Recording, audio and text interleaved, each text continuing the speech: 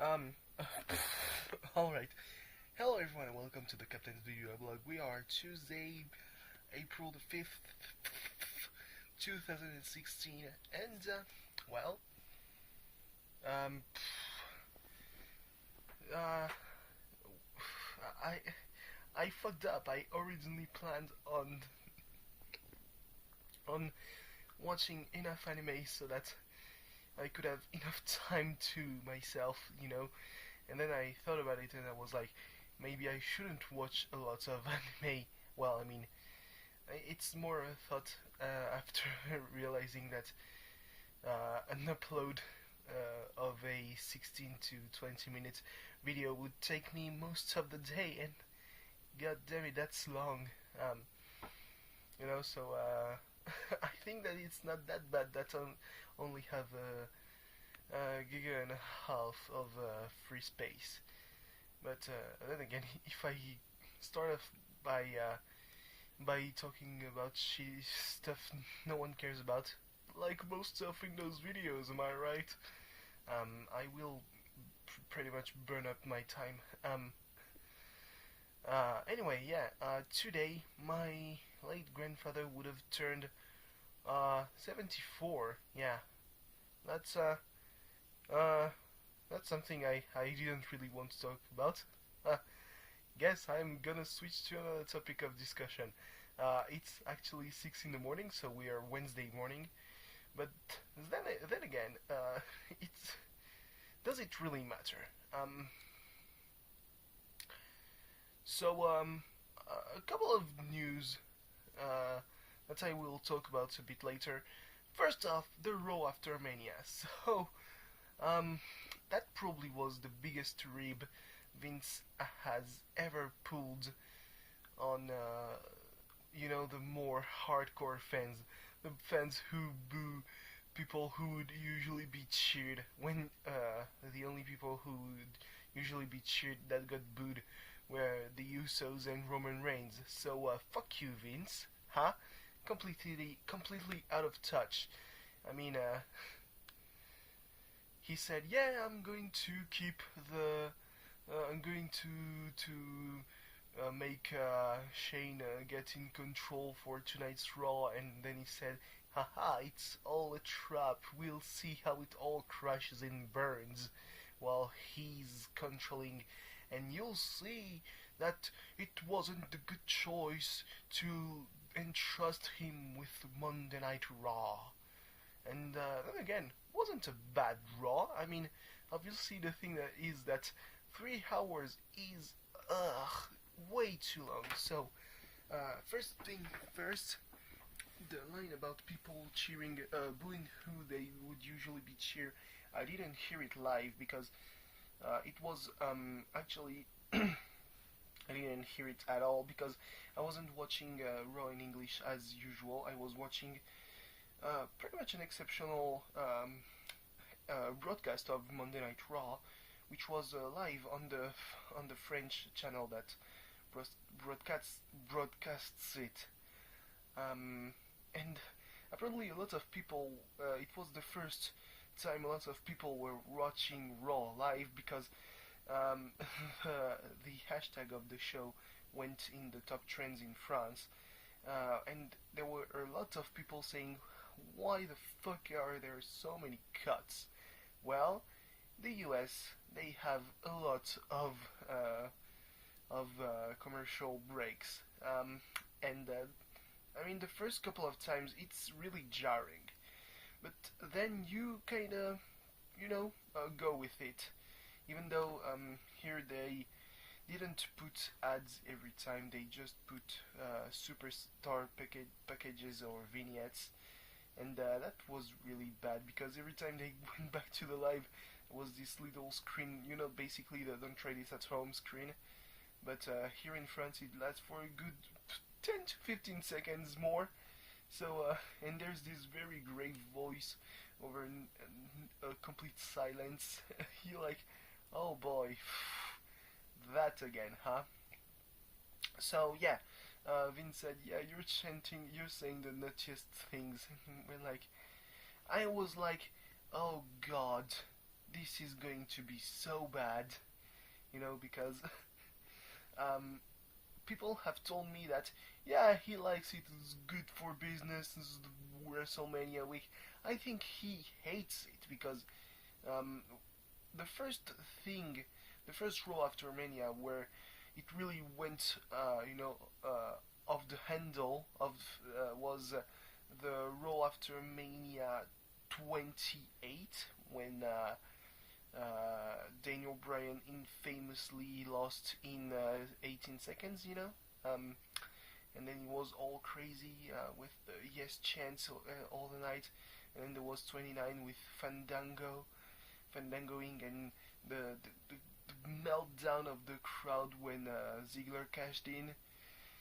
And the last 2 years were pretty tame in comparison, really, because I'm gonna be honest, the Raw after Mania 29 was pretty much a result of the damage control, because Rock couldn't be there, he was injured, and yeah, so damage control everywhere, and I mean, the show in itself, save for a couple of moments, was really shitty 3 years ago, but the crowd made it, stellar.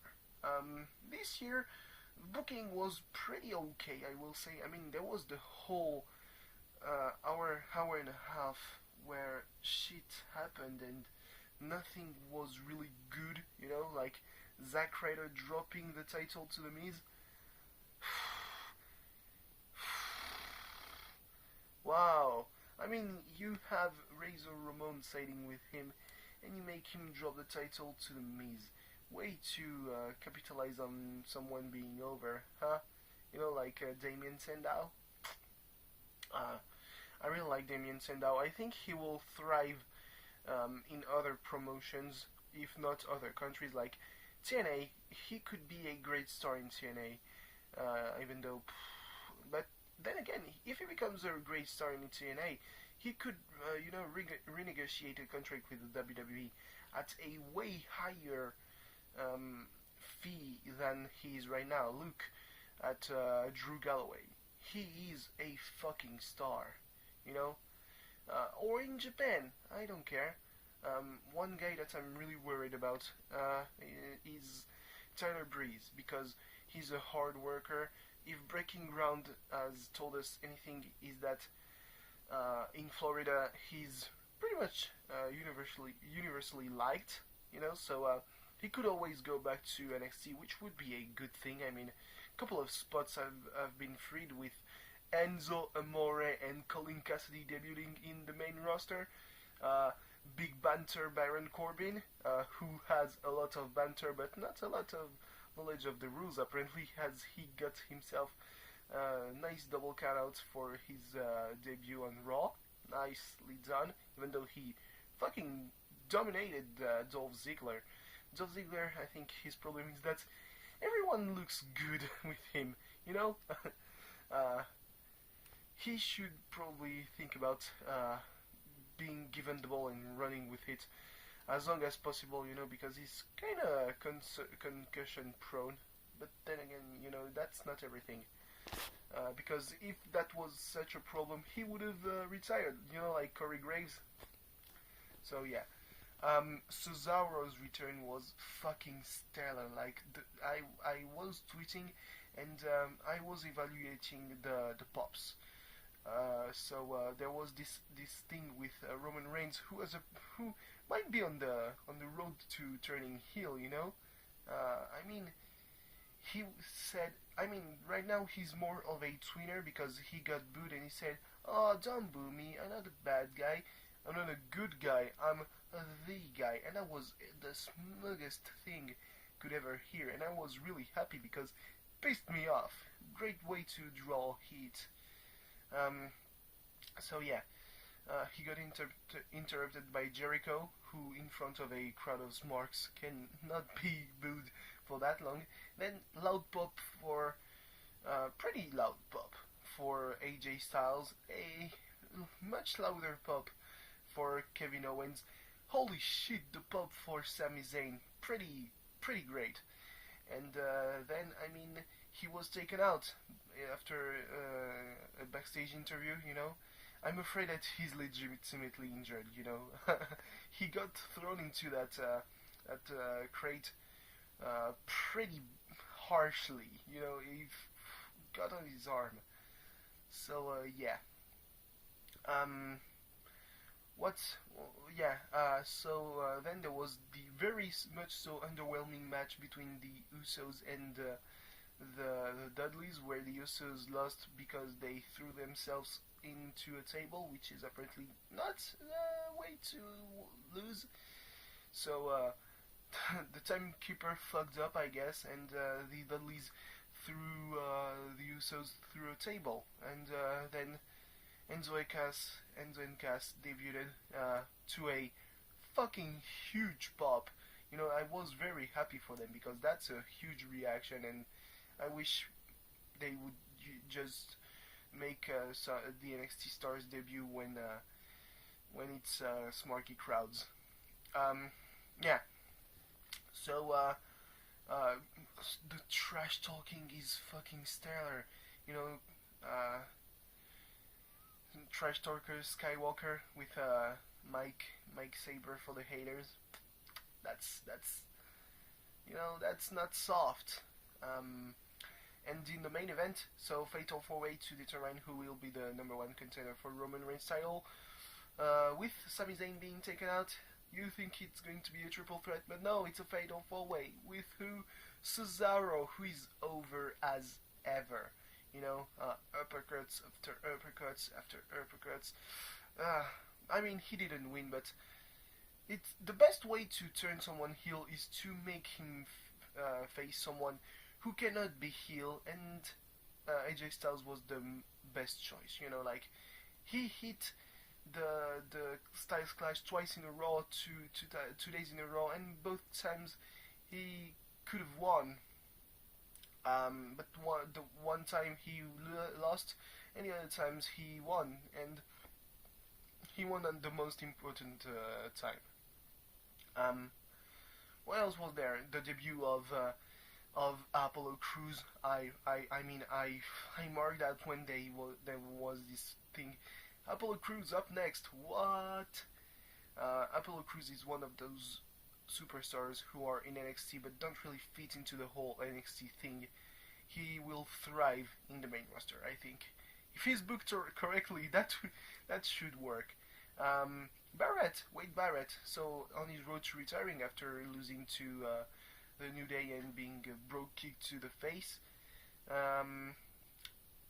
Sasha Banks had a match, very short match, but you cannot go wrong with Sasha Banks against Summer Rae. She won pretty easily, I would say.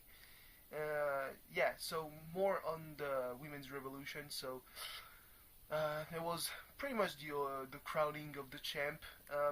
Everyone walked out on her.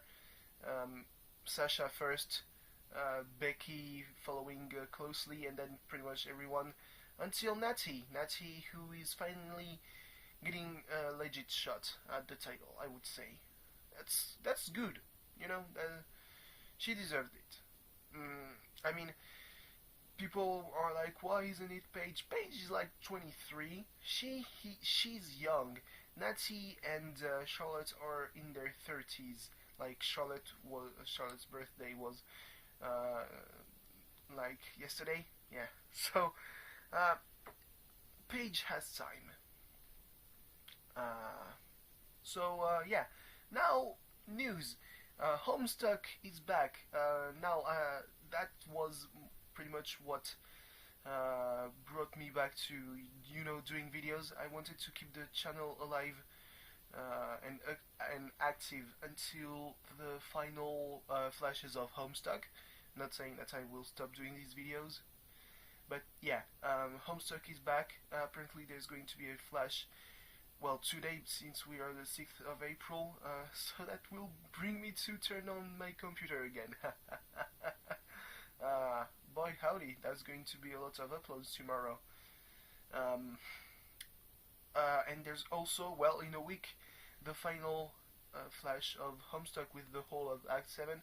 That's going to be a long one. Whoa, that's maybe going to be too long for me to plan ahead. But who knows? I mean, my webcam records video at a lower quality, and therefore I will be set for a much lower size, and a much lower upload time. And now on to not that good news. There was an official communique. I think that's the word. At least the words exist. I'm pretty sure. And the majority shareholder has confirmed that Michel will end the season as coach of Marseille, and I'm fucking pissed.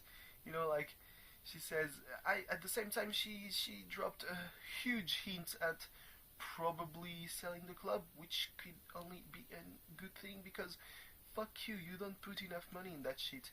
He could have gone for 2 million euros. That's not a lot, like you've got billions of euros of in your enterprises.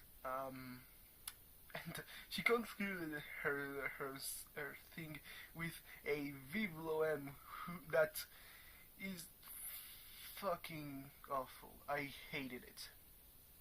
So anyway, thanks for watching. See you tomorrow. Bye bye. And also, I'm gonna keep watching wrestling, even though that's probably going to be depressing, But because football, I'm losing all hope.